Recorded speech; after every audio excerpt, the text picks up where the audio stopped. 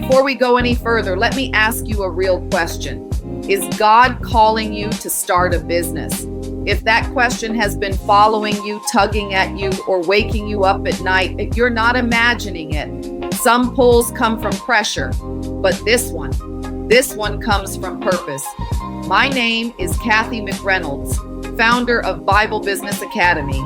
And if you've been feeling that urge to live life on your own terms, to build something with your hands, to stop depending on someone else's vision so you can fulfill your own, you're in the right place. See, God never called you to a life of survival. He called you to a life of stewardship, multiplication, and impact. And business, the right kind of business, gives you the room to walk that out. So let's talk about it. Let's talk about the 4 signs that God may be calling you into business. Sign number 1, you can't get that idea out of your head. You think about it when you're driving, when you're working, even when you're trying to sleep. It follows you. It grows in you. It won't leave you alone. That's not hustle culture. That's not obsession. That's calling. That's something heaven planted.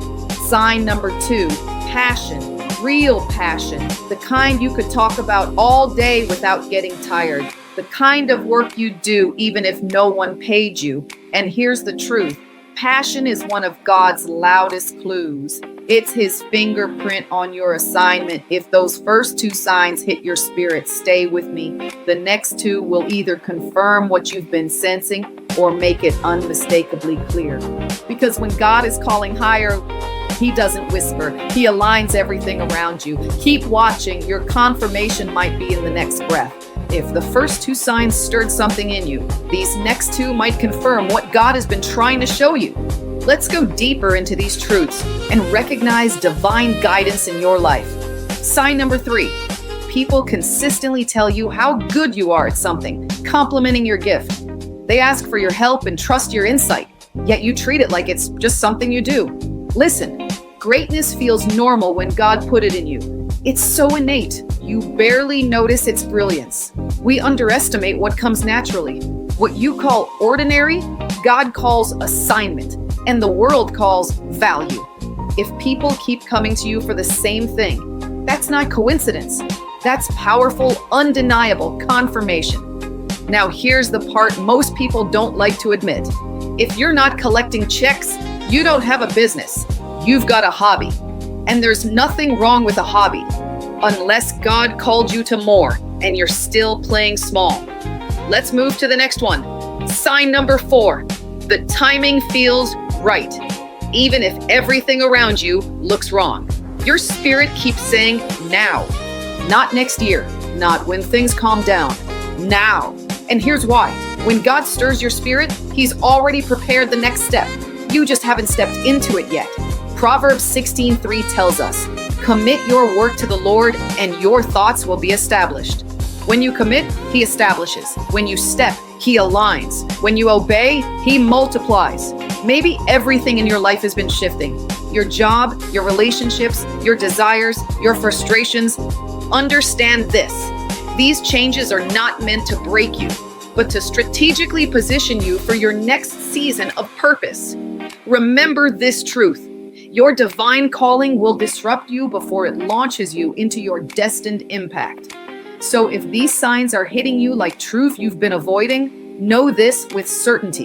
You are not confused. Instead, you are unequivocally being called.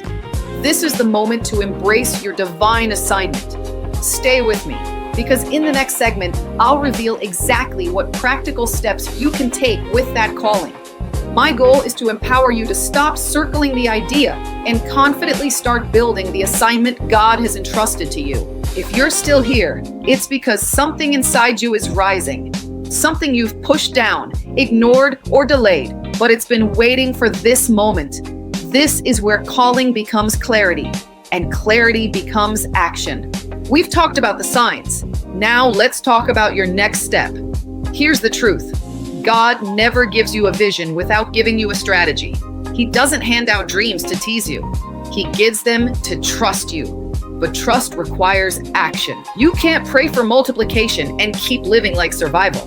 You can't ask God for overflow and stay connected to what drains you. And you can't step into your assignment while holding on to comfort like a lifeline. Every person God called in Scripture had to move, had to build, had to obey before they saw results.